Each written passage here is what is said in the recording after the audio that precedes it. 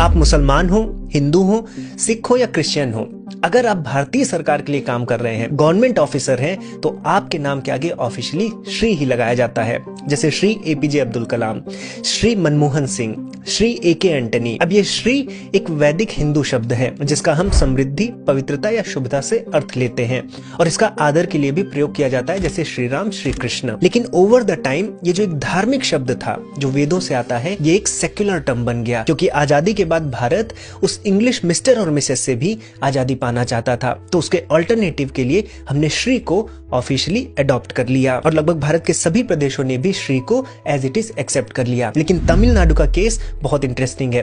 तमिलनाडु में आज भी श्री की जगह तिरु का प्रयोग होता है। जैसे हम श्री और श्रीमती कहते हैं, तमिलनाडु में तिरु और तिरुमति होते हैं और लिंग्विस्टिक्स की माने तो तिरु श्री का ही एक रूप है, क्योंकि तमिल में तिरु भी समृद्धि और पवित्रता का ही प्रतीक है। इसलिए वहां पर विष्णु जी को तिरुमल और लक्ष्मी जी को तिरुमकल कहा जाता है। और यहीं पर मुझे ये बात भी समझ में आई कि दक्षिण भारत के बहुत ढेर सारे सिटीज या टाउन क्यों तिरु से प्रारंभ होते हैं, जैसे तिरुवनंतपुरम, तिरुचिरापल्ली, तिरुपति या फिर तिरुचेंदूर। लेकिन ऐसा भी नहीं है कि दक्षिण भारत में श्री का प्रयोग नहीं होता।